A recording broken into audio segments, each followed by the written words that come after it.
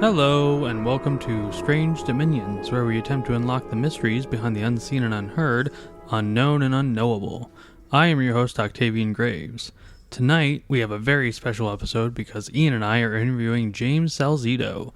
James is the creator and host of Salzito Paranormal Podcast. He has a plethora of strange and creepy stories, from a haunted house, ghost cats, strange lights in the sky. If you have seen something strange or unusual, such as a cryptid, spirit, UFO, or anything in between, please send us an email at strangedominionspodcast@gmail.com for your opportunity to be on the show. If you are enjoying the show and would like to get extra episodes, ad-free content, merchandise, the opportunity to be on the show, and much, much more, you can become a patron starting at just $4 a month. The Patreon link will be in the description below, or you can just go to Patreon/Strange Dominion. Without further ado, we bring you our interview with James Salzito.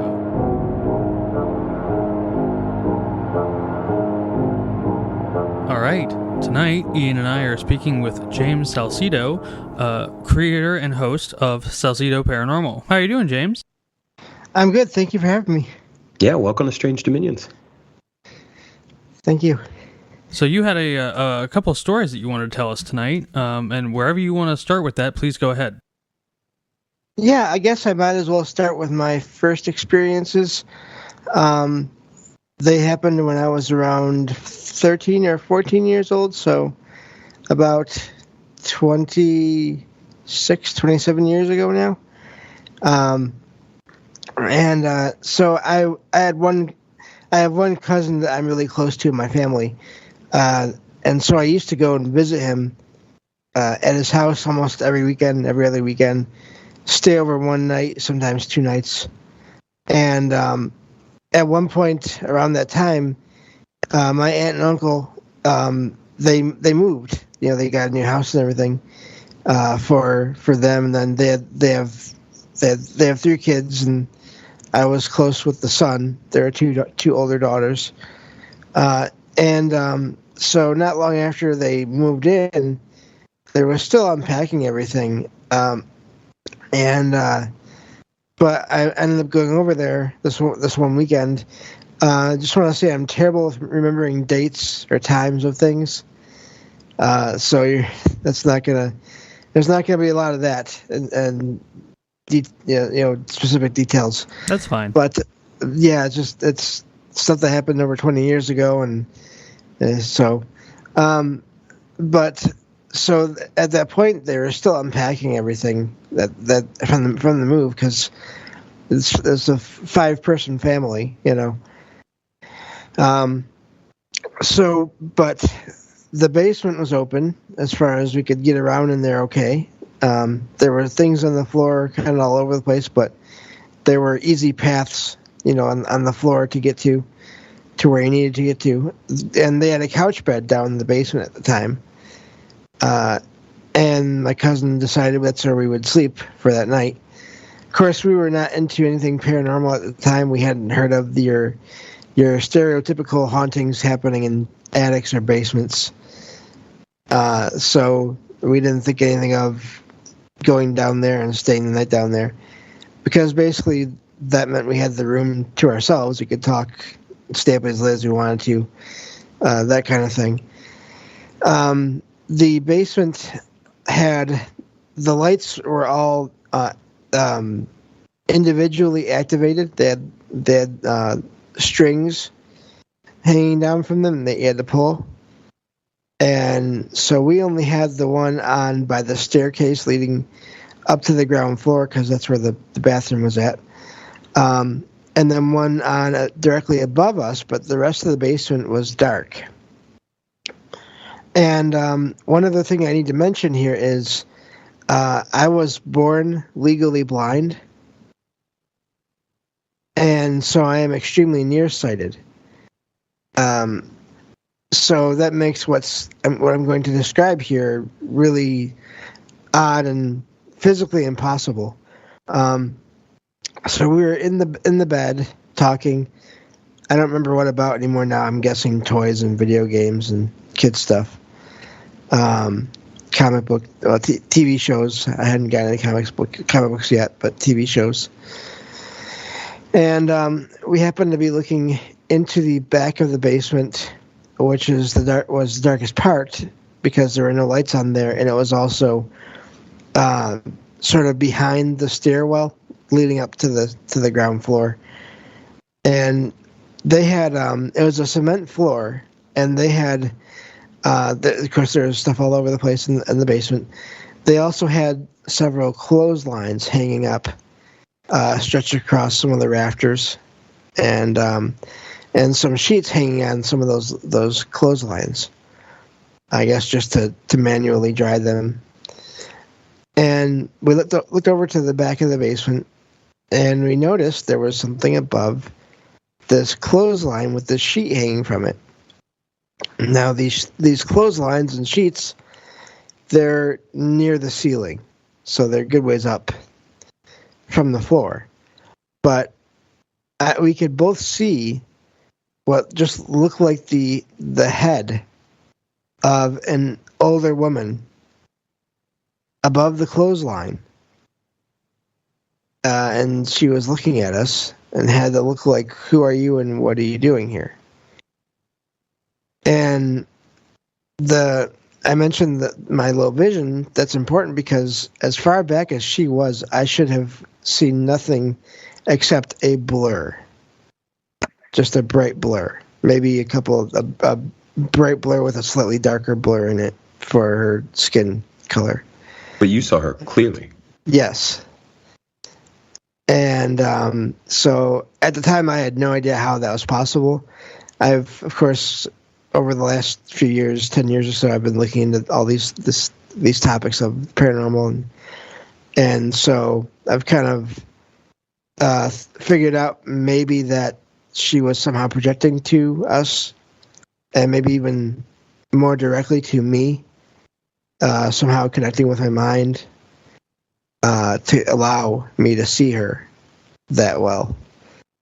Or I was just had some kind of, there was some interaction where my sensitivity to these things, which I think I do have a slight sensitivity, just allowed for that to appear as a full image, even though I should not have seen it. She never said anything. She never moved. We could see the bottom of the clothesline and the floor, and there were no feet on the floor. There was nothing there where she could have been standing on it. So she was up in the air, basically. If she had a body that was behind the sheet, it was still floating a good, I don't know, I'm terrible with measurements, but I mean probably like a good foot in the air.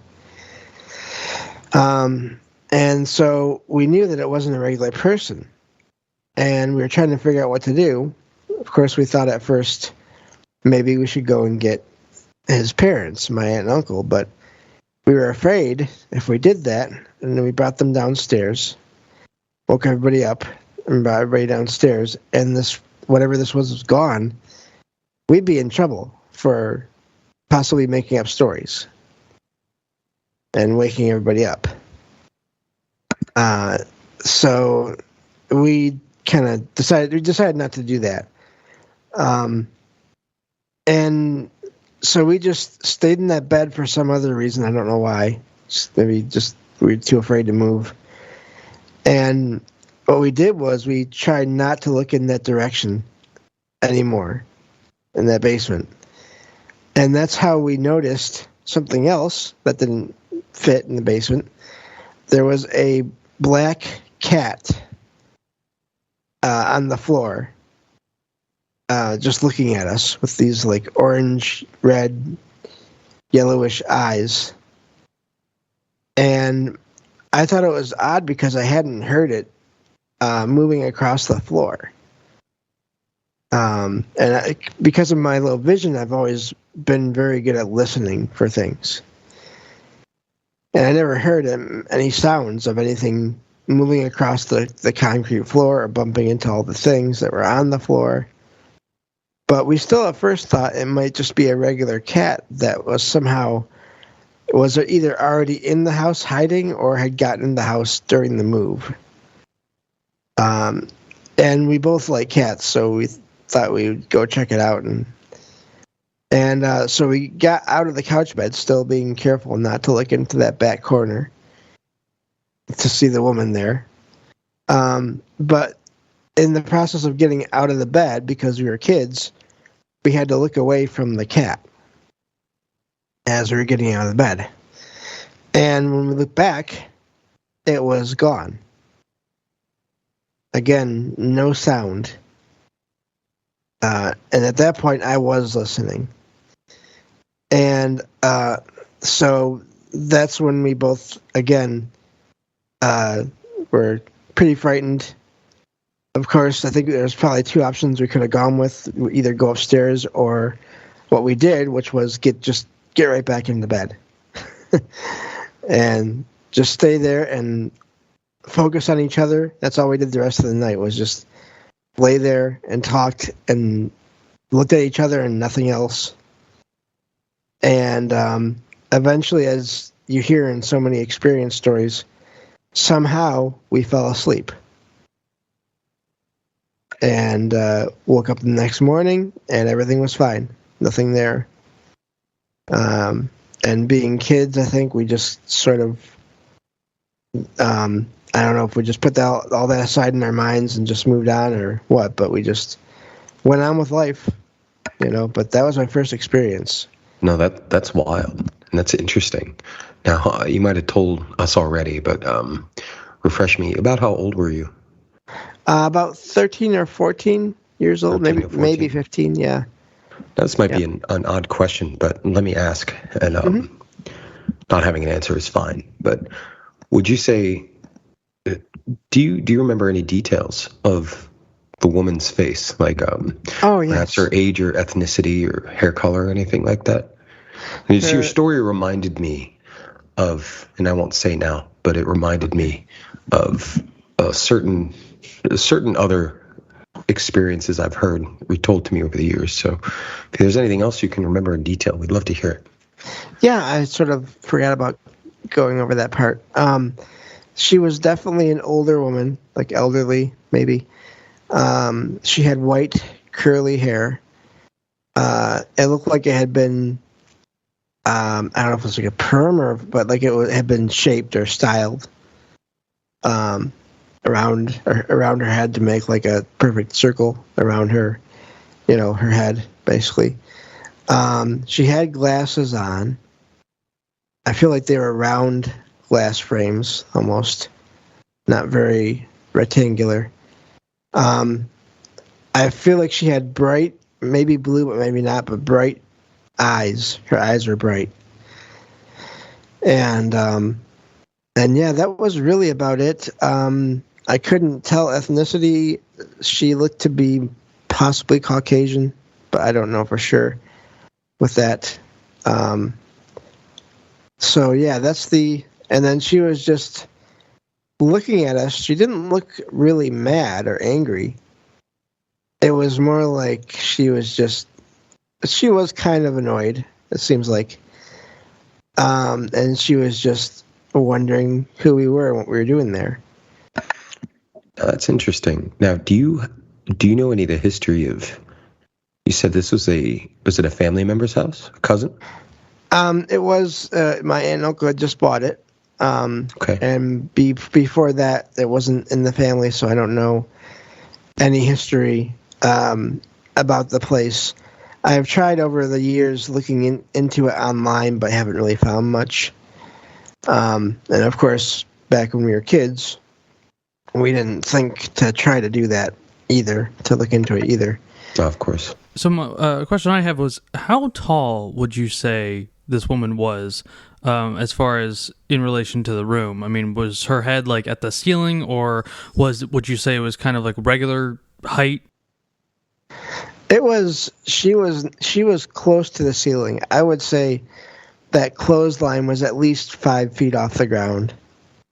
Maybe more. I think it was more because I'm 5'1", and it was above my head. Okay.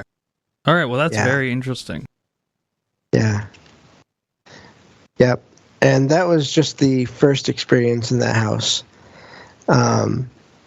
the funny thing is, talking about doing, having conversations about my experiences. We were talking before you started recording about how the reason I like to do these shows with people is everyone always has different questions or ideas about how things work. And on one other interview I did, I forget where it was now, I realized that there was I can't talk.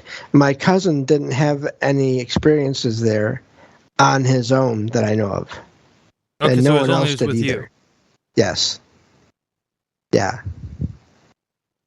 So, it was either the fact that it was just me, or it was somehow the two of us together. Maybe the energy. I don't know. We've always been really close. At least we really. I think we really were a lot more back then than maybe we are now. But yeah. So, but yeah, I didn't realize that at the time or until many years later. So I can go over some of the other experiences there if you want, unless you have any other questions about that first one. No, I think we're good to keep going. I think we're going to keep most of our questions to the end of your stories. Yeah, absolutely. Okay. Yeah. We're thrilled to hear more about what's going on in this house that you've experienced. Yeah. So the next thing I remember, one of the other weekends I was there, it was the middle of, I think a lot of these took place in the summertime, or at least in the part of the year where it wasn't winter and we could travel, our parents could get us around and things. I live in Michigan, so the weather can get bad anywhere from October to like April sometimes. But we were sleeping in this front room of the house, and the funny thing is that room that we were sleeping in this one night is directly above that back corner of the basement that we saw the older lady in. So I don't know if there's a connection there. There's another experience I'll talk about that also happened in this room. But we were camped out in this room, just laying on blankets. And it was warm, so we didn't really have any blankets on top of us. We were just laying on a blanket. And we happened to be, my cousin was dozing off because I've always been a night owl, so usually he'd be the first one to drop. So we were talking, he was starting to slow down. I could tell he was getting ready to go to sleep. But from that room to the right is where the front door is at, and also where the stairwell is at. And we could see a white light appear in the stairwell leading up to the second floor. Also, the stairwell, it was the basement stairs were directly below the stairs leading up to the second floor. They were kind of built on top of each other. But we saw this light coming down the stairs, and it was the size of a person, but didn't have any discernible limbs or any other features, except in the middle of it. And I've never heard of this anywhere else so far in all the shows I've listened to. There was this, I can only describe it as like a cat's claw, like a claw from one of its toes, but it was giant size. You're saying that was like in the middle of the human-shaped light? Yes. That's fascinating. Yeah. And we weren't super afraid yet, not until it actually came down the stairs and entered the room that we were in. It actually floated right past our feet and then turned and went past me, past my side, and back into the dining room. And I didn't like the idea of it being back there and me not being able to see it, to know where it is or where it was.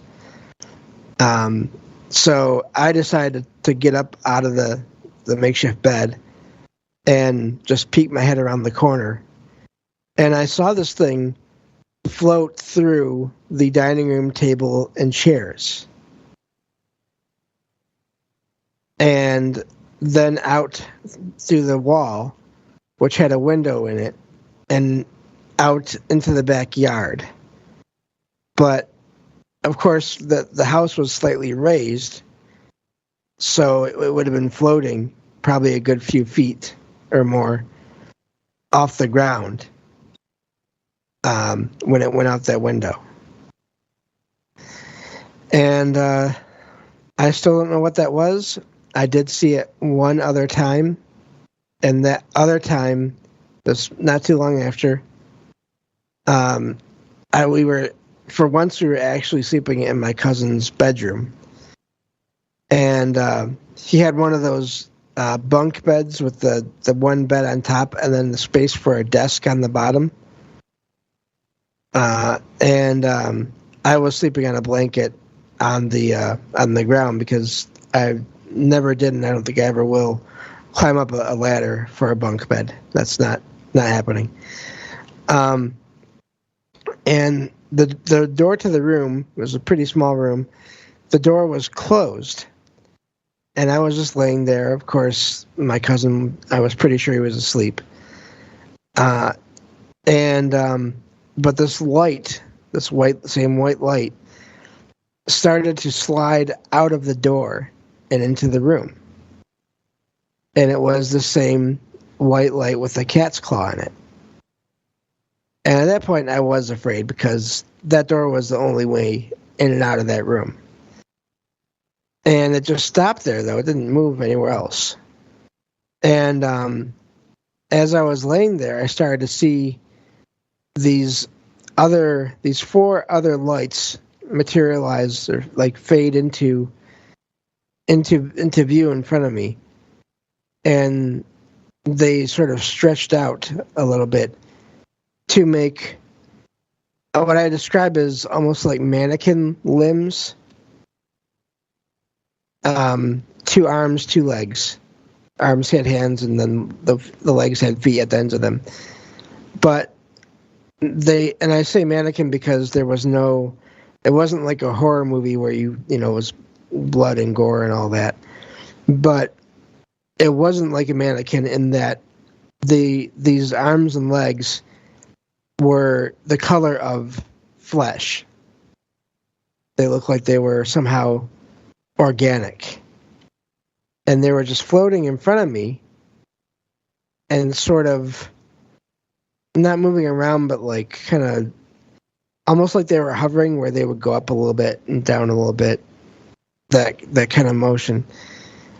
And of course I was frozen because I had nowhere to go.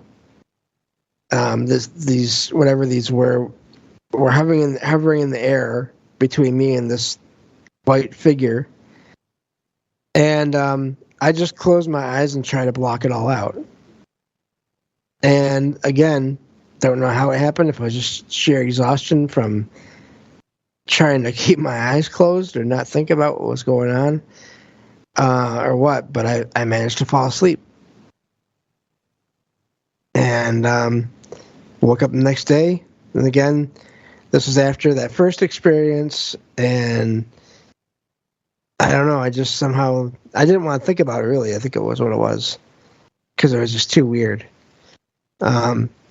So yeah, that was the next major sighting there. I'm trying to remember. I don't think we had any other.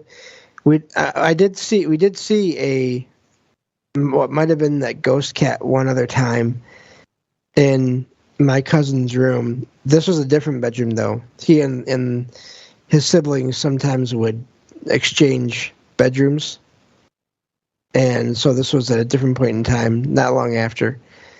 And there were these little shelves in a couple of the corners that had been put up that had knickknacks or whatever, just small items on them. And they were up in the corner of the room, but closer to the ceiling. And this one night, my cousin and I were sitting there probably playing video games. I think that's what we were doing. And we had the lights off, and we noticed this dark shadow mass that looked like a cat up on one of those shelves. And again, we never heard anything. There's nothing really within range for that it could have jumped from to get onto that shelf that we could figure out. And it just sat there, and I don't remember seeing eyes, but we could have. It's possible. But it just sat there for a while, and eventually we looked back there again, and it was gone. So that was the last sighting in the house. The rest of the experiences we had there were sounds. For a while after that, whenever we'd be up on the second floor, we would hear the sounds of doors opening and closing on the ground floor in the middle of the day. And this is I think I was probably 15 or 16 at that point. This is a little bit further into when they lived there. And so during the day, we'd be left alone sometimes for part of the day because I was older, and it's not like we were going to drive anywhere, even if there was a vehicle in the garage. I'm being legally blind, so I'm not going to try to go anywhere. And so we were hearing these doors opening and closing, but we never heard any vehicles pull into the driveway from, when no one else from the family ever came back at those times. Well, the first couple of times we went downstairs to check everything out, and all the doors were exactly as they had been when we left them, when we'd been on the ground floor. Now you were talking about like house doors, not Yes. car doors, correct? Yes, I'm sorry. Yeah, yep. Like the basement door, just the front. I think the front door, that's inside the garage. Those kind of doors. And we would hear those, and eventually we just started to ignore it because we just checked a couple of times, and everything was always fine. There was only one other time where we got really scared. We were, this was back in the 90s, back when I think a lot of people were collecting sports trading cards. And my dad had a bunch of them. And he wanted us to try to figure out a way to sort them out because they weren't arranged in any way. And I think it was just kind of busy work, just something little that might help him out. He figured we could try. And so we were sitting again in that front room. And as we were talking, and this was in the middle of the day again, we heard this bump on the underside of the floor at the far end of the room, like the ceiling of the basement. At first we thought, well, it could be maybe plumbing or electricity or whatever, the house making its own noises, even though we'd never heard anything like that before. And so we just kept on talking. And not too long after that, there was another bump, and it was a little bit further away from the wall and a little bit louder. And so we kept on talking, and at this point, I don't even think we were really doing any work with the cards. We were just trying to keep ourselves busy. And then another one, and this time it was almost right under me, under the floor. And again, it was slightly louder. And at this point, we were getting freaked out, but we didn't know what to do. And so we kept on talking a little more, and then it was like there was a series of these knocks that got a little louder each time and a little bit less time in between knocks until eventually there was this huge bump or knock on the underside of the floor that actually made that floor shake a little bit. And that's when we decided, okay, we're done with this for now. We're going to go sit outside and wait until someone from the family gets home. And so that's what we did. And we sat out there on that front porch with absolutely nothing to do for probably a good hour and a half before my uncle, his dad, got home. And we went back inside with him, and everything seemed okay. So that's the last of the experiences I had there outside of, and I could talk about this after as well, several dreams that I'm pretty sure were out-of-body experiences where I went back there. Oh, wow. Okay, very cool. Yeah. So, and I've found this with places that I've spent a lot of time in, I will go back there in dreams a lot. And what's odd about that is sometimes the places will appear as they were back when, before I didn't get to go there in person anymore. Other times, the furniture would be different. And I could feel like I'm sort of gotten to the point now where I can usually tell the difference between a regular dream and a sort of out-of-body experience. And these definitely felt like out-of-body experiences. Before you continue, I thought you might be interested to know that we had a guest on, before actually Ian was a co-host, we had a guest on, Jimmy Smith, and he had a very, very intense and an interesting experience where he had seen a Bigfoot and then that night dreamt, or a few years later, dreamt of the area that he saw the Bigfoot. And there was some very, very key information that he was looking for that dream showed him about that area. So you dreaming about places that you've had weird experiences in is not uncommon at all. Yeah, and this whole story has made me think about actually a series of weird experiences of my own that I've never actually told Octavian about, nor talked about in the show. Specifically dreaming again and again over time and returning to that place. Okay. And so you're definitely not alone, and perhaps we can go over that a little bit later. But no, that's fascinating. Yeah, it has really been amazing. Yeah, sorry. May I ask, you said your first experiences, you were about 13 or 14. What's the time frame between your first and, you said, the thumping from the basement? It was about your last physical. Yeah, these took place across several weekends. I would say maybe over like a year or two. I don't remember exactly how much time, but it was never like months and months. It was one experience, then maybe a week or two without anything, and then the next experience, and then maybe another week or two, and then the next one. And until after that last one I just described with the huge bump, we didn't really have any other experiences there. So that's where those sort of ended for us. And the only thing that happened after that was my dreams of the place. Now, in your dreams, did you encounter any entities? Or no, anything significant? I never came across anyone. There was one time, one of these dreams, where I found myself in the basement, and I could hear people talking above me on the ground floor.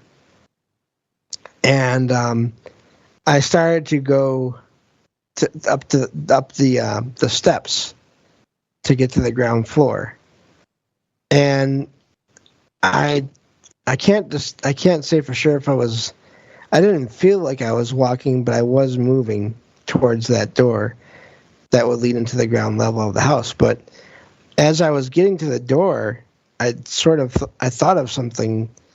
I was thinking, these are people I don't know. And this is probably their house now. And what am I going to look or sound like if I go up to them and try to communicate? Is that going to frighten them and, ruin maybe what their time in the house, where possibly they have no idea about anything having gone on there? And So that was the only time I ever came close. But I stopped because, again, it wasn't anyone I knew, and I felt like it would be invading their privacy, as the current people that live there, to go any further. And so, whenever I have these out of body experiences, they end with me getting tired again. And as I get tired, everything fades away, and that's what happened with that time. So, yeah.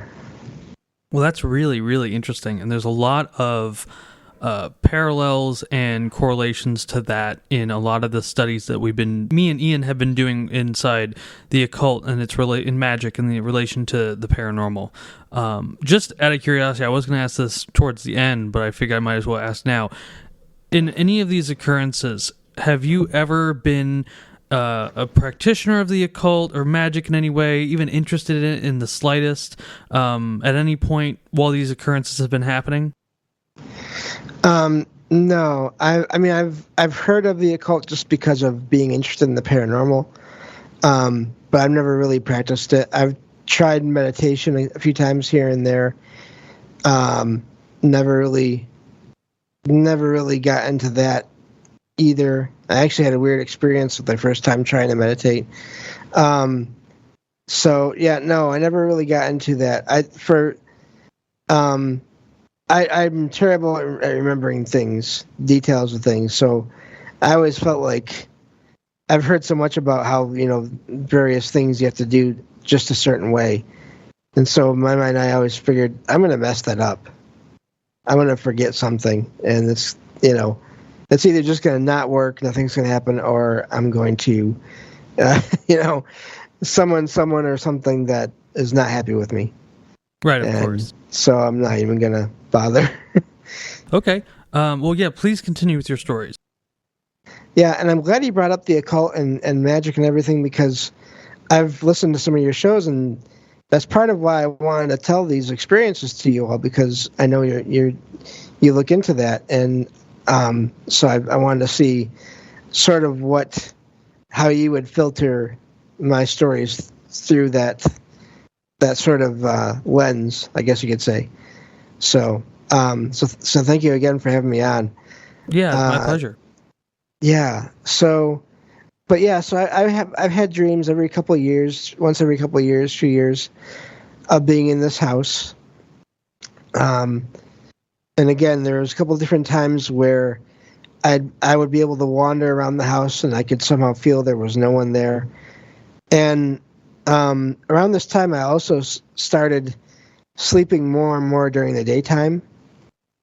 Because of my low vision over the last 10 years, I have had increased eye strain and light sensitivity. So it's just been better for me to be up at night more than in the daytime. But a couple of these times when I had these dreams of the house, it was daytime. It was the same, the light looked the same in the dream as it did before I went to bed. And so I could see the furniture fairly well. And that's the other thing too. I've never had I've heard of people talk about or ask me about whether or not my vision has been different in dreams, and as far as I can tell, it never has been. It's always been the same. So I don't know what that means, but that's the way it's been.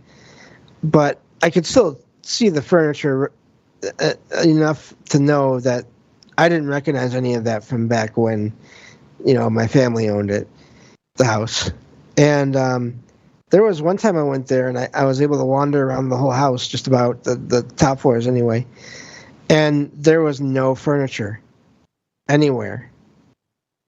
So I don't know if maybe that time I had somehow appeared when the owners hadn't moved in yet, or if they had just moved out. I don't know, but it was empty. So yeah, I've had one other. I don't even know if it's technically an out of body experience or not. Maybe it was like a mix of that and something else. Because there was this one time I had a dream of the house. I was standing in front of the stairwell that led to the second floor and looking in the direction of that front room. But in what I saw didn't make sense. It wasn't an entrance to a room. There was just a doorway, like a open doorway. It had like an arch, had like the top of it was rounded, and it looked like a hallway that went on and then curved to the side, but also went down. I got the sense of it going down towards the basement, possibly. And I could feel some kind of presence that was somehow calling me to go down that hallway. And I was a little afraid because I didn't know what it was or who it was. And so I decided not to go. I just hung on to that stairway railing and just watched it until I started to get tired again and everything faded. So I don't know what that one was about. Unless it was some kind of a psychic portal or something, or I don't know. But that was probably the most unusual of the dreams that felt real. There were other dreams I've had of that house where it was bigger than it actually is. And those didn't really feel like out-of-body experiences, but they didn't feel like regular dreams either. But there would be extra rooms. I don't remember a lot about them now, but there would be extra rooms. There'd be the basement would be bigger. There'd be like an extra deck outside. They already had a deck in the back, but there'd be like another one on the side of the house, which doesn't make sense because it's in the middle of a neighborhood. There's not really anywhere for the house to grow without getting rid of a bunch of stuff in the backyard. So I think that takes care of everything for that house. Okay. Before we move on, I would like to let you know, just going off of the sort of paranormal magic connection, dreams are probably one of the most clearest avenues for spiritual encounters. Especially, magicians a lot of times will use dreams and do a lot of spirit contact in dreams because it's just the clearest, direct way of communicating, where we can sense them and they can sense us. And in these dreams, that's kind of what it sounds like. It sounds like something is trying to get your attention and is trying to communicate you through that avenue. And I'm wondering if if any information has ever been communicated to you in dream about your living life, your like in the real world. Does that make sense? It does, and I can't think of anything offhand. Okay. At least not. Yeah, no, I can't really think of anything. So I don't know if it's just a natural pull towards places that I spent a lot of time in, that I really, most of the time there, despite the things that happened, the rest of the time that I spent in that house, it was always amazing. It was, I was there with family and a lot of good memories in that house. But yeah, other than that, no. I do agree, though. I'm glad you mentioned the dream connection there in a way. I believe that because I've had so many other dreams over the years. One other thing I could say is I've had dreams of places where I didn't recognize the place that I was in, but then either months or years later, I would be out with friends or family, and we would end up going to the place that I saw in the dream. And it wouldn't be an exact play out of how things happened between the dream and the waking experience, because most of the time in the dreams I would be alone, but then obviously when I was out there in person. I was with people that I knew because I had to have a ride to get there, So I've had that several times over the years. So I do think that, I've heard people talk about like how they're not really that interested in dreams, and I'm just like, why?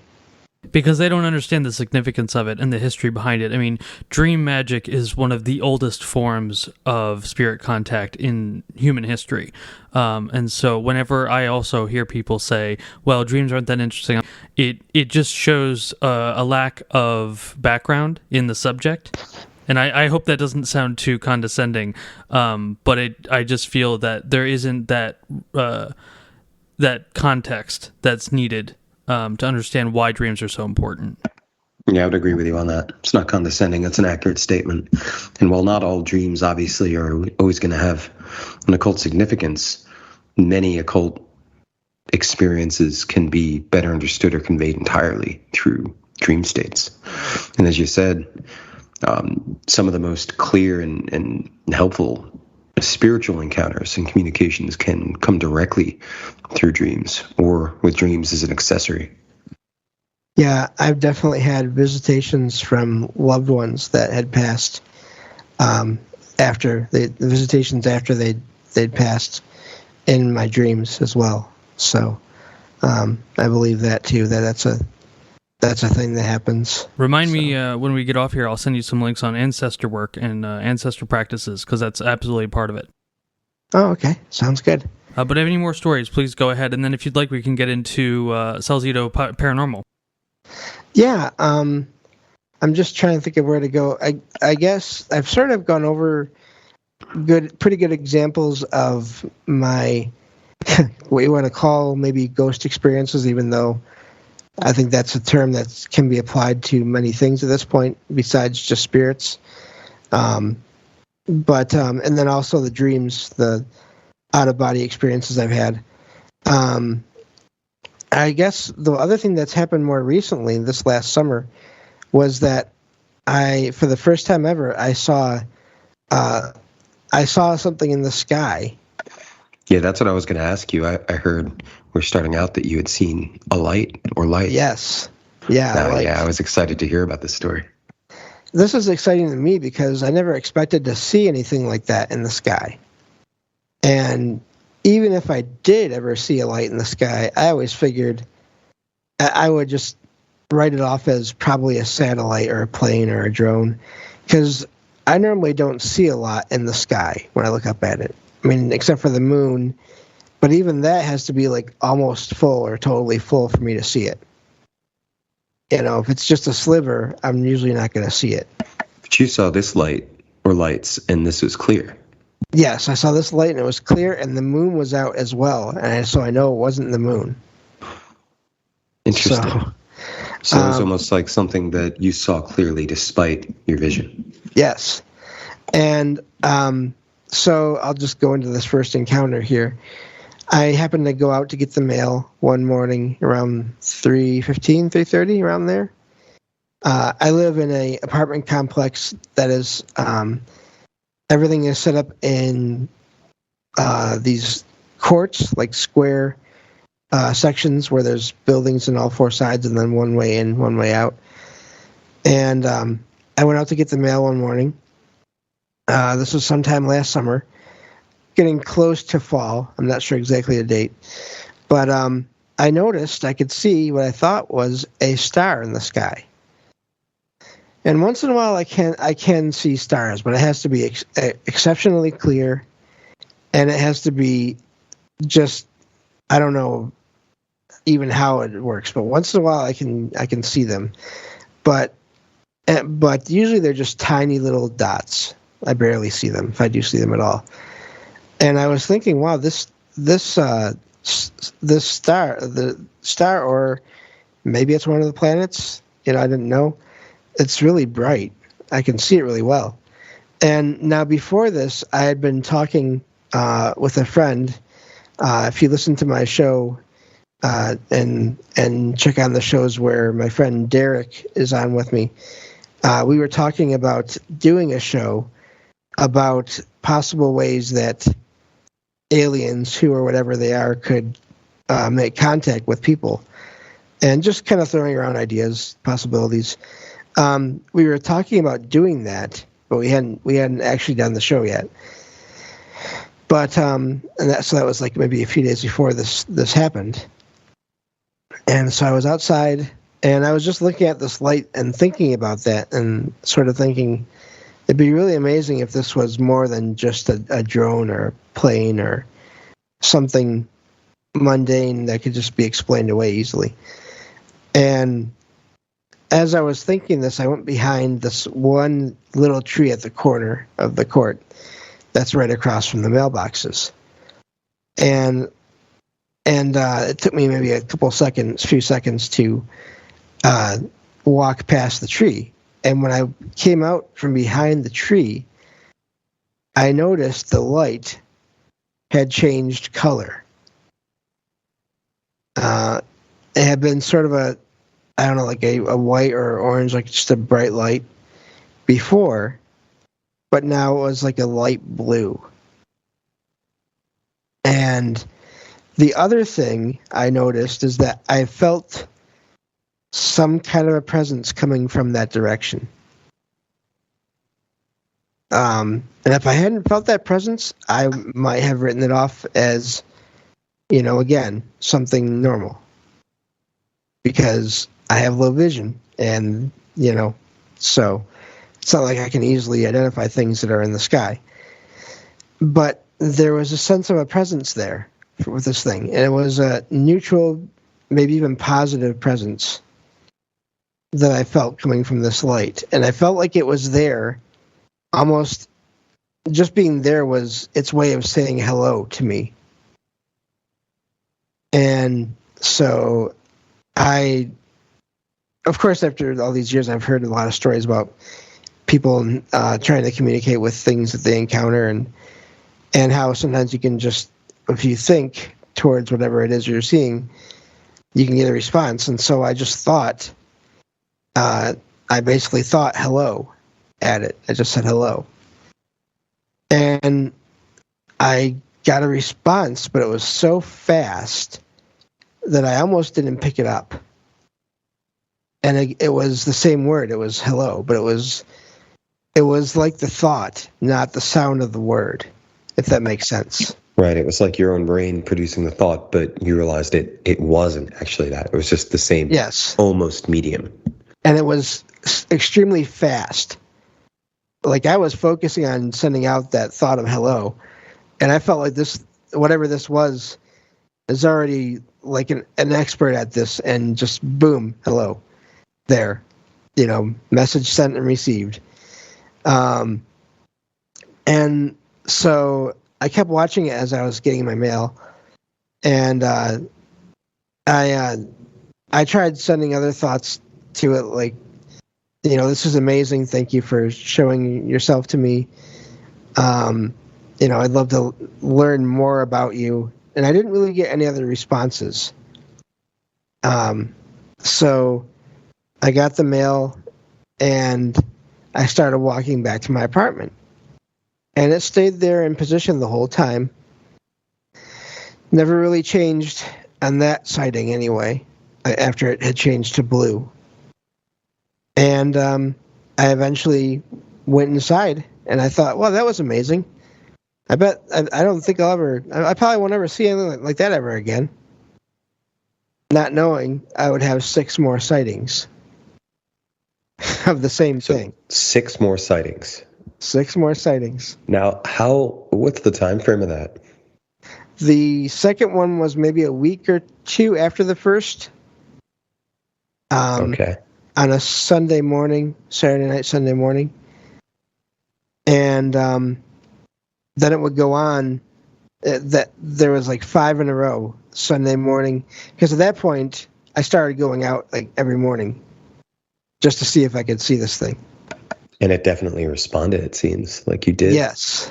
Now you've read a lot of stories, and you're an investigator as well. So the idea of that window time isn't new, but that must have been kind of just a gratifying shock to go out there, and there it is again.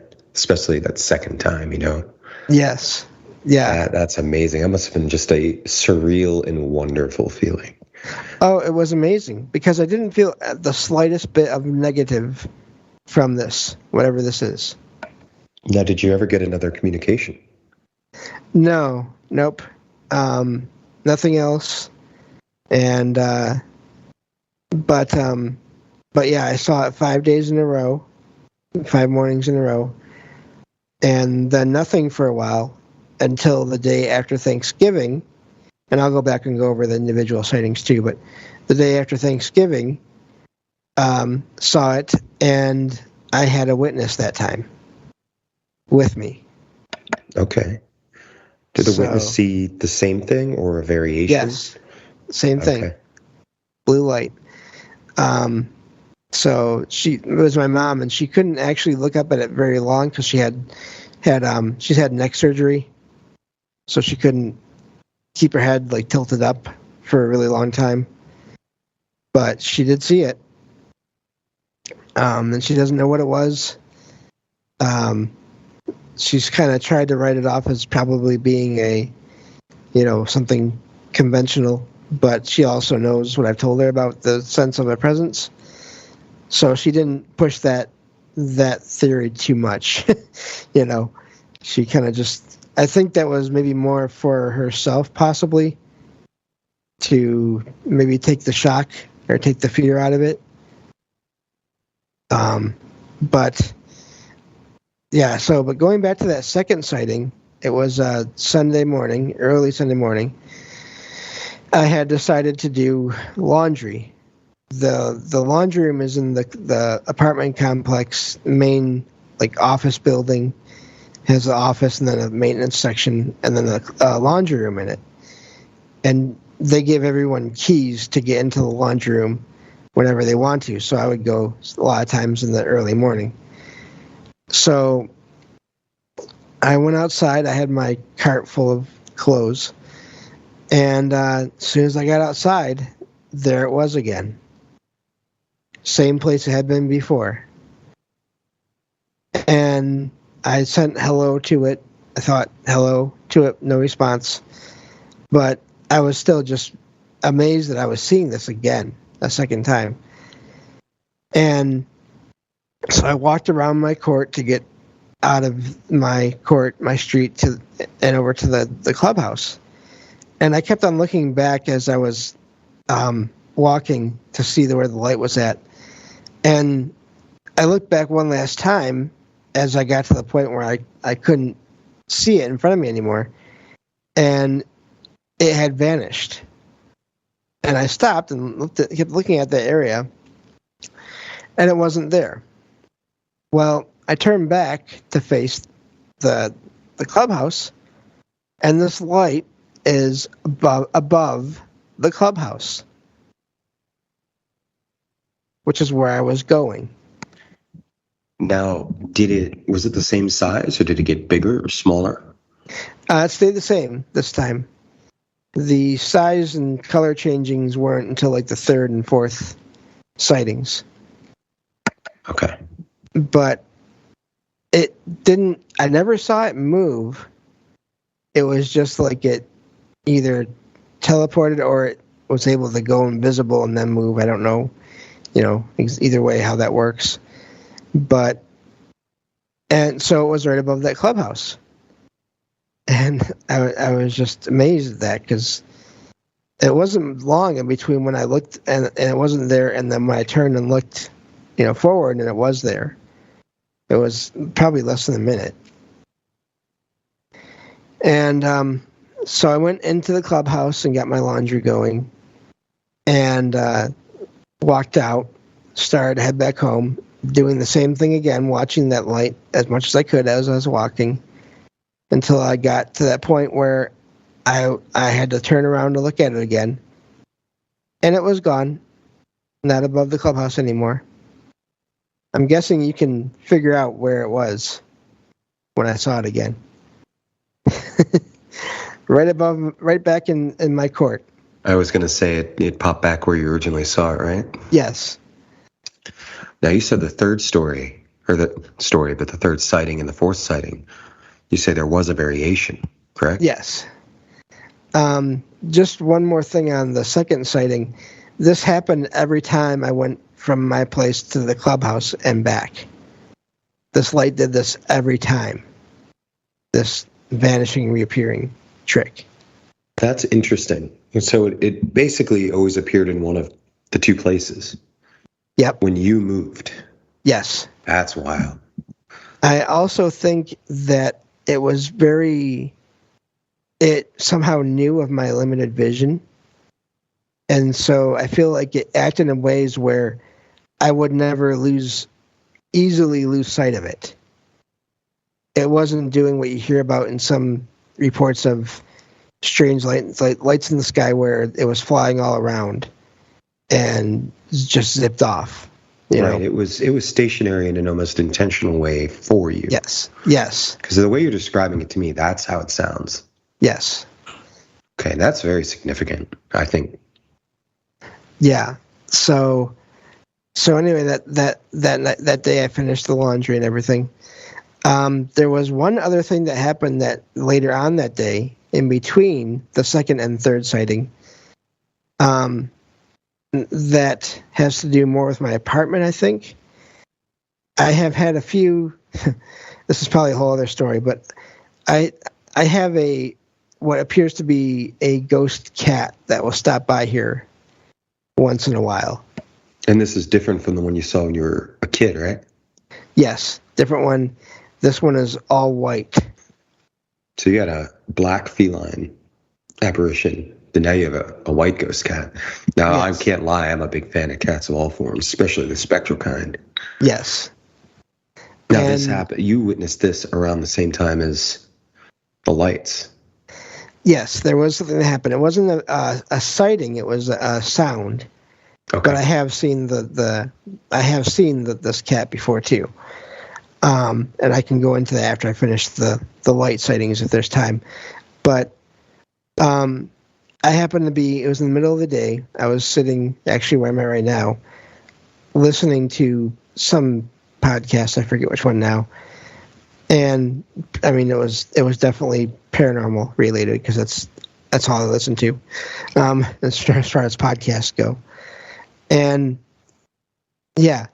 And in fact, I found you all through Where Did the Road Go? Because I've listened to them a lot, and I was actually on their show once too.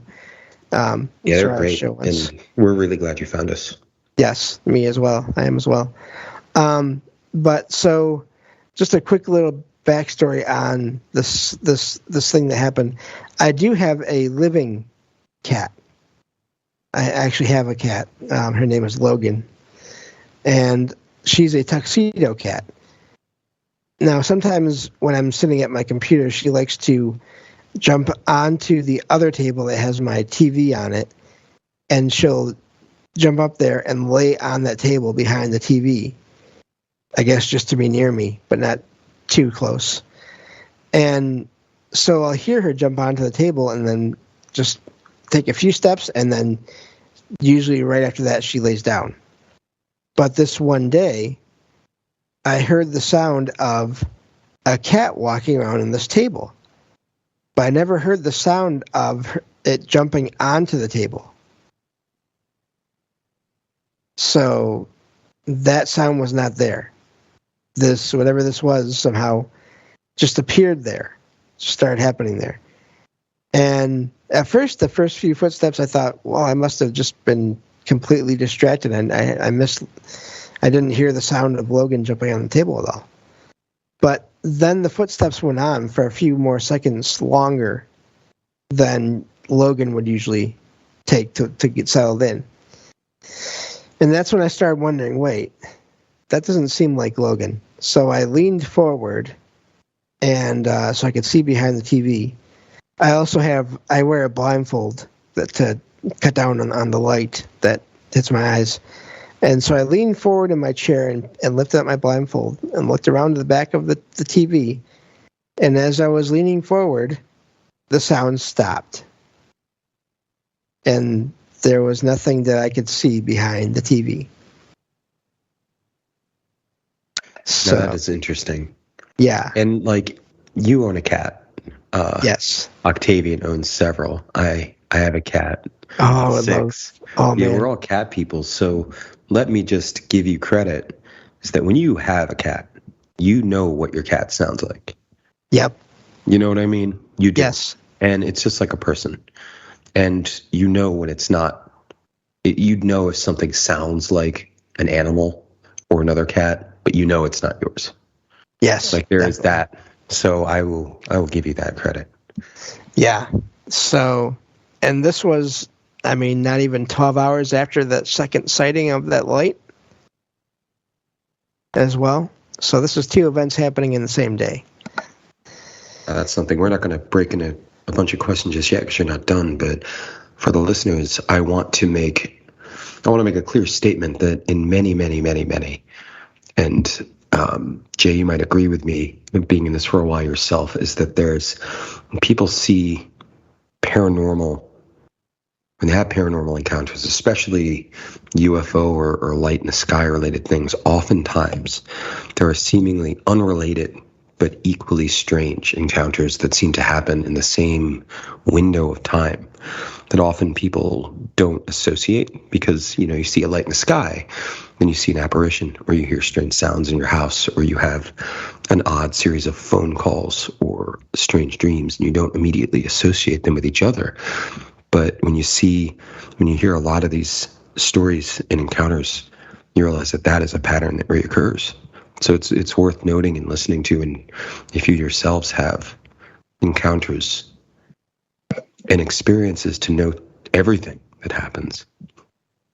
Yeah, definitely. And yeah, that was, I thought of that right away when that happened. I was thinking, wow, we have multiple kinds of things going on here, just like you hear about, in other cases. So I was really, this whole series of these sightings really made me happy because I just never expected to see anything in the sky that I couldn't explain.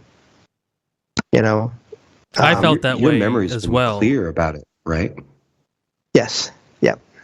Octavian, you were saying. I apologize. Well, I felt like I was never going to see anything weird in the sky until not last night, but the night before. I was having a really weird day. I had a weird day hiking, but as soon as I got home, I saw a bright green light just fly through the sky very quick. And I know what meteors look like. I know what falling shooting stars look like. I know what planes look like. It was nothing like that. It was a very, very luminescent green light, and it just went from one side of the sky to the next, past my house. Didn't see it again after that. Probably weirdest thing I've ever seen in the sky.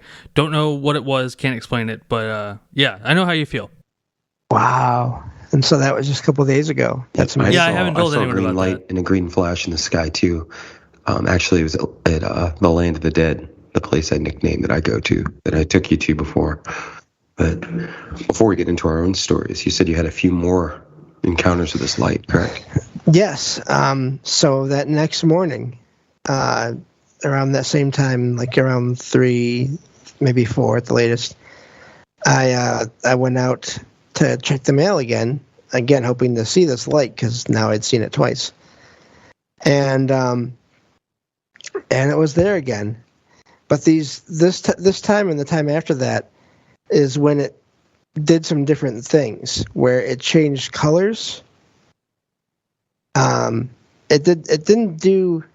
changed colors and then it went back to like the blue. So it changed from like the blue to maybe like a green and a red. I'm forgetting, maybe a yellow. I'm forgetting all the colors. But it was a very, I would say it was like an organic change. It wasn't like a machine changing colors. If that makes any sense. Yeah, it does. Would you say it in any way followed like the changing colors of like a prism or the electromagnetic spectrum, like the colors of the rainbow? You know how they kind of go in order? That I don't know because colors for me are not easy to always differentiate. That's totally so fair. I don't keep track of what that order is. I know I understand that, like what you're talking about, that concept, but I can't really visualize it, so I don't know. Oh no, that's perfectly fair. But I figured it'd be fine to ask. Yeah, no, definitely. I don't mind answering. Yeah. And so I did that for, I don't know, maybe a minute or so, a couple minutes. And this was that morning, so this third and fourth sighting. So Monday and Tuesday mornings. And then also, I found it interesting that it did the color change and then it did like a size or shape change. But it didn't do them both at the same time. So it did the color thing and then went back to the blue. And then it did like this growing and then shrinking motion. And it never got super huge. Like, it never got to be a lot bigger than what it was. To me, it looked like very, very small changes. Of course, I don't know how far away it was. I don't know any distances. All those things are way beyond me. And then it would go back to normal. It did those third and fourth sightings. And I didn't get any other sense from it except like that it wanted me to see it. And of course I did. And so at this point, this third sighting, that was basically all that happened. I went and got in the mail and I watched it do its thing. And then it went back to normal, back to the blue. And then I went back inside because at this point it's starting to get to be fall. And so it's not like you want to be staying outside all morning. So that was the third sighting. Now, the fourth sighting, it was doing all these things. And I decided to ask some more questions. Again, really the same ones. Can you tell me more about yourself? Can you come closer? I'd like to see more of you, that kind of thing. Never really got any responses. But on this fourth sighting, when I was asking it these questions, I was still standing pretty close to my apartment. I'd already gotten the mail. And I heard a bump or a knock from somewhere in the back of my apartment as I was watching this thing. And I decided I should probably go check it out. And as I turned away from the light and I said goodbye and everything, and I also, I've gotten in trouble from friends for doing this, but I told it I would love to see you closer. So as long as you mean no harm, if you ever want to, you're welcome to come and see me in my home. Now, did you get any emotional or mental feeling in response to that? No response, and nothing as far as confirmed activity that I can say it was that light that did that. I did see other little lights on a couple other occasions after all these sightings, but I don't know if those were connected to this light or not. So, but when I heard that bump, I turned and looked at the window. There's a window right next to my door. It's one of those windows that goes from the floor to the ceiling. And I noticed that Logan, my cat, was standing right at the window. So I'm pretty sure that bump that I heard was not her, because she was watching me. So I went back inside and checked on everything, and nothing was out of place. And I still don't know what that was. I sort of half wonder if it was a response somehow from whatever was behind this light. I don't know that. But it was after I was asking all these questions. So it was something. It was something that stuck with you. That was unusual, that happened pretty closely after you asked for feedback, essentially. And I've heard random bumps and bangs in my apartment on and off since I've been here. I've been here for like 16 years. And some of them I can explain away, others not so easily. But this was loud enough where I could hear it from outside. So that must have been a considerable sound. So Now, the amazing thing about these next two sightings is when I went outside, I saw it in the sky. I felt the presence still, and it was still the blue light, but it was like it was not there for me anymore. It was doing something else. Like I didn't feel it was focused on me anymore at that point. Can you elaborate on that, or is that just kind of the base feeling you had? It was sort of just a feeling, and just in the way that it didn't do anything. I felt it was almost a feeling of I could still feel the presence, but it was like it was not being directed at me anymore. Right, like it was there and it's almost its own business, maybe. Yes. Interesting. And so it makes me wonder if maybe, and of course there's not really an easy way to figure this out because I'm not super close with anyone that's here in my court. We all have our own, all the doors. There's no hallways that you would pass each other in to get to your apartment door.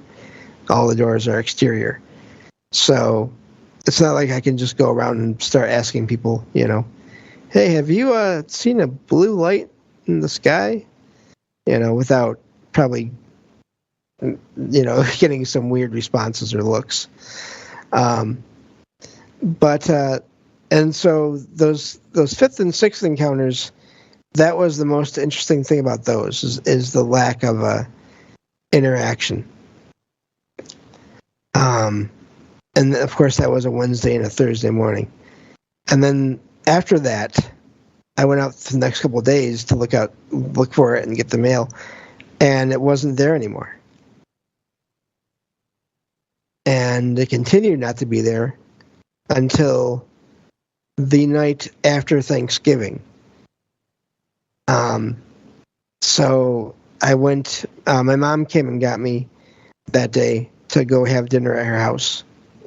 So we would, because we're both alone, so she just wanted, didn't want us to both be alone, basically. And so she had driven me back home. We were in the parking lot, across from my place, right in front of my place. And as I was getting out of the car, I had this feeling like, you should look up. And I did, and it was there. And I froze, and I had the car door open, and it was like winter weather at this point. It was cold out. So I'm sure my mom was wondering what I was doing for a second there, until I called back into the car and told her, Mom, can you get out of the car and look at this? And she did. She couldn't do it for long, like I said, but she confirmed there was a blue light there. And right where it had always been before, except for that one time where it moved. And of course she couldn't look up long because of her neck. But so she got back in her car, and she started to leave, and I went back inside because I had stuff I had to put in the fridge. I did go back outside about 10, 15 minutes later, and it was still there. And it did the color change thing again, and the size change thing again. Now, let me ask you, what are your personal thoughts and opinions on the color change and the size change, and why it did so after a certain point, but did not do so before? Do you have any pet theories? The only thing I can think of is maybe just to almost another level of confirmation that it wasn't just an ordinary light in the sky, plane or drone or satellite, just to show that it was not a normal object, to show there was a presence there, is all I can think of. Beyond that, I mean, maybe there was a message, but if there was, then I don't know what that was. I think you observed it astutely. I can't think of I couldn't read any other more poignant message in that, but just the series of sightings and the way you saw them, and then at the very end, you did receive the confirmation from another witness and your mother. Like that's an interesting and astounding series of sightings and experiences. Yeah, it really. I'm actually. I cannot wait for this summer when I can Yeah. go and sit out there in the front and just wait and watch for it. Well, you said are you still in Michigan? Yes. I go out to Wisconsin every once in a while. When I ever go out there, and I've spent some time out on the lake, and I haven't really seen anything I can confirm as a UFO on Lake Michigan. But I'll have to send you an email if I ever go out that way, and we can go hunting. Sounds like fun to me. Absolutely. Yeah. So, yeah, I have a lot of other stories. I don't know how much time you have left, but yeah. Well, how much time do you have tonight? Oh, I can go as long as you guys can. I'm good. Well, we Well, usually. So yeah. Are there any more stories, or did you want to get into about your podcast? Well, I did mention the ghost cat, so maybe I should kind of go over my previous experiences with that. Sure. So this was several years ago now. I don't remember what year it was, but I was already moved in here. I think this was over 10 years ago because I don't think I had Logan yet. Wait, no. Yes, I did. That's right. That's part of the story. Time. It's weird. So Why me? yeah. So I was, there's a local transportation service that I use to get around sometimes to do errands here and there. And this was in the middle of the day. They only work during the day because it's a fairly small town. And so I was coming home from doing errands one day, middle of the day, bright sunny day outside. And I looked down at the window as I was heading to the front door, which is where Logan will sit a lot of times and watch, what I'm doing. And I saw what I thought was Logan at the window. And I remember thinking, that's odd. The sun is hitting her so hard, all I see is white. I thought it was just the sun, like, bleaching out her colors somehow. And so as I got closer to the door, this cat did something that Logan will do, where it walked behind. It got up and walked behind the door, which never makes sense to me because the door is going to be opening. Why are you walking behind the door? As far as Logan goes, anyway. And so I opened the door and looked behind it. And I opened it slowly and I looked behind it just so I wouldn't bump into Logan. Well, there was no cat there behind the door. And it's a very tiny entranceway. I live in a one-bedroom apartment with the living room and dining room is like one room. I can get from the front to the back in like a minute or two maybe, and I'm not in any kind of physical athletic shape. And so I quickly closed the door and went into the apartment to try to find Logan. Well, she was in the back of the apartment, fast asleep on a rocking chair. So that wasn't her. And I was amazed by that because I had seen this cat at the window. So, again, I didn't get any bad feeling from it. It was just a cat that was somehow there. And so that was the first experience with that. After that, I noticed there were times when I would hear the sounds of the lower kitchen cabinet doors opening slightly and then closing. Sort of like what they would do if a cat was trying to walk around and check everything out. And I thought it must always be Logan. And she does do that sometimes. But this one day, I heard these sounds, and I was starting to say, Logan, stop it. And I turned my head to look in that direction, and she's laying on the floor right next to me. So it wasn't her.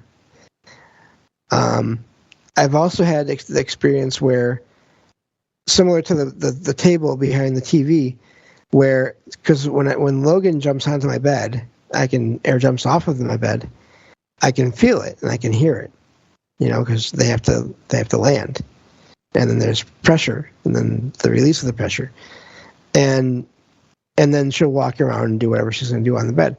Well, there's been a few times over the years where I felt a cat walking around on the bed by my feet.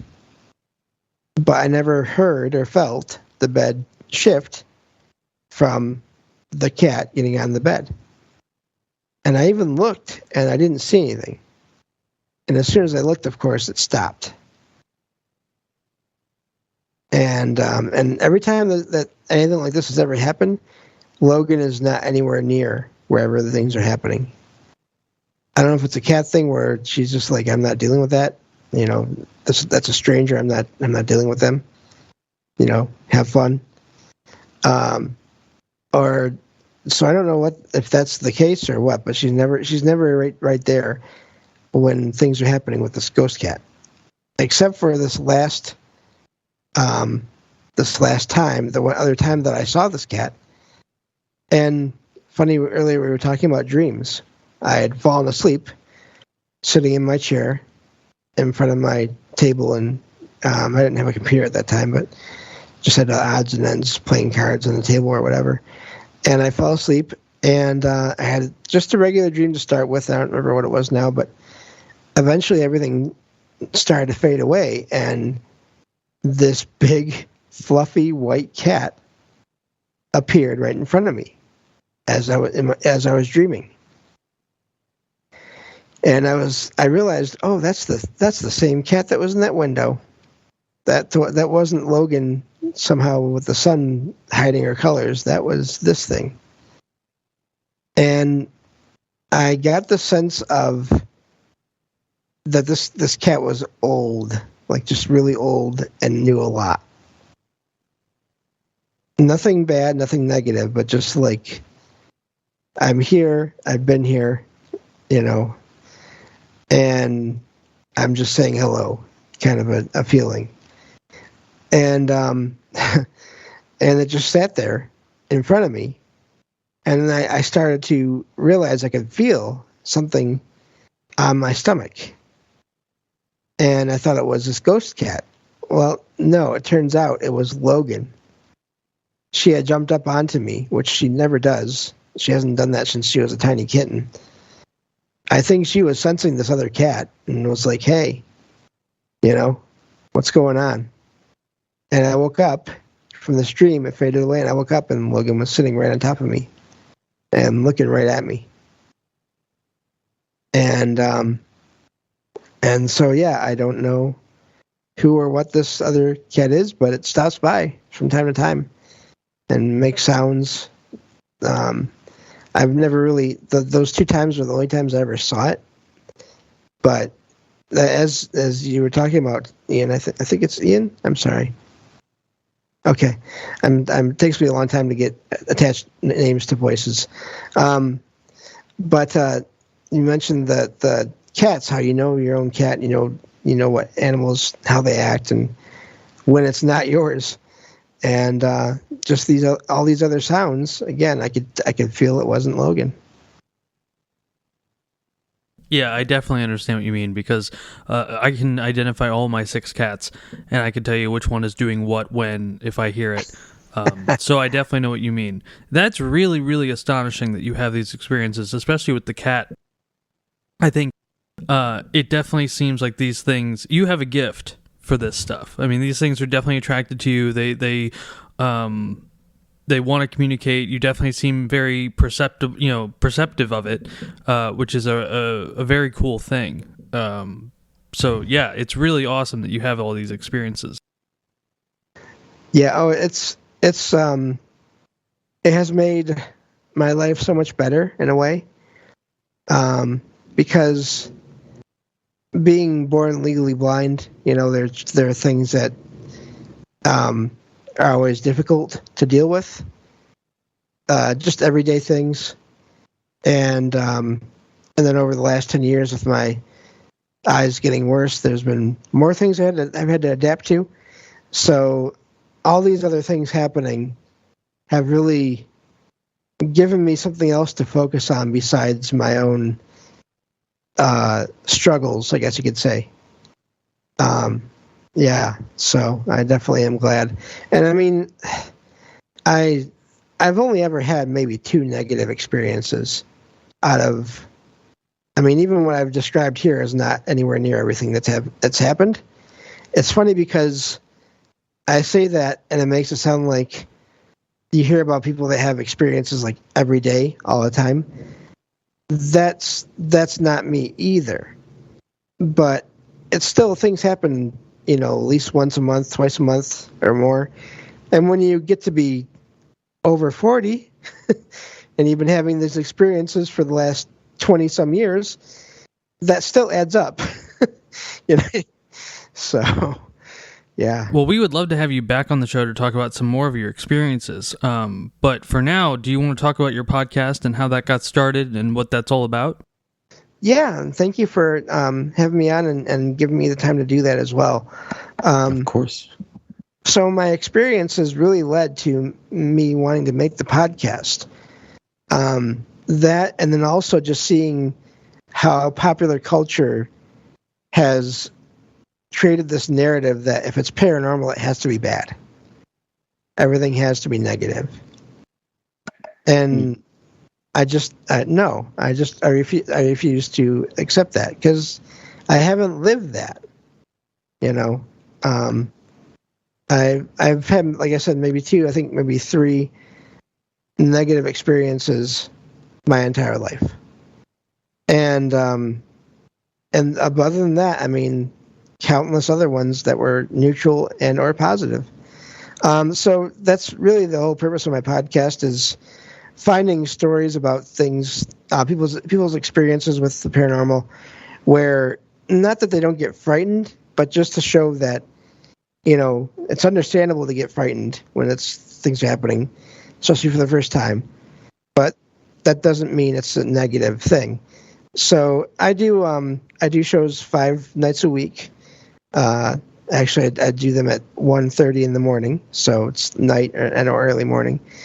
And I alternate between true paranormal stories from the web, where I go on different websites and find stories, and I sort of edit out the specific location details and names and all that, and I just share the story of the experience.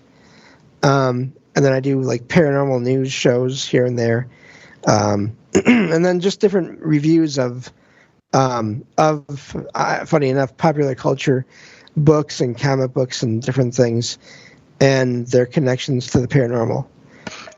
Now that's something I'm very interested in. So it's been a lot of fun. Yeah, it's been a lot of fun to do those shows.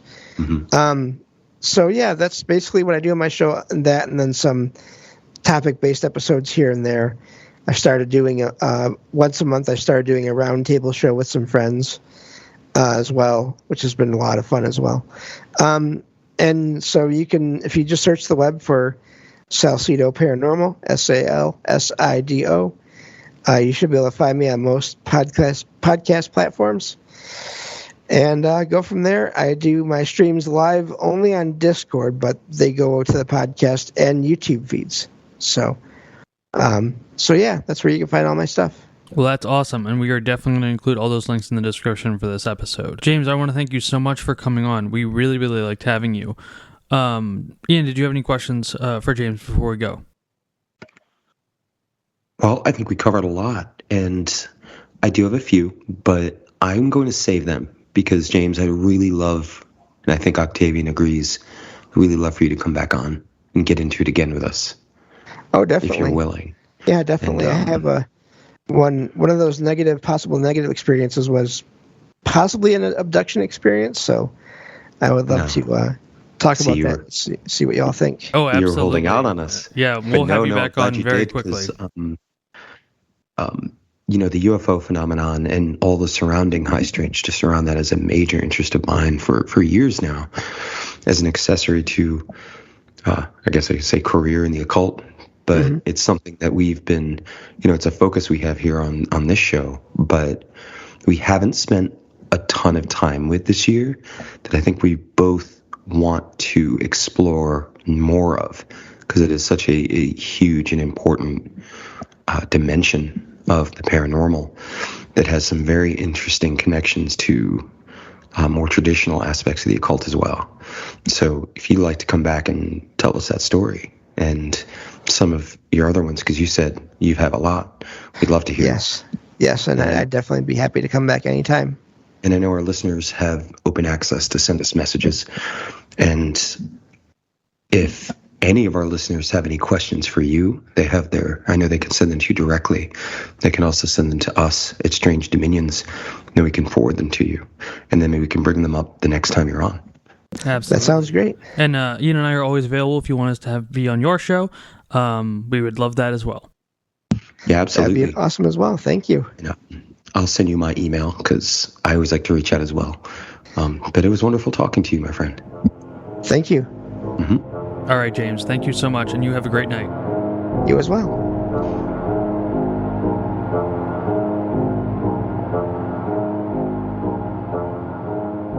And that was our interview with James Salzito. James was a fantastic guest with a lot of amazing encounters. I highly recommend everyone go and check out Salzito Paranormal Podcast because James is a fantastic host and puts together a very good show. All of his links will be in the description below. And as always, we will see you again on the Strange Dominions.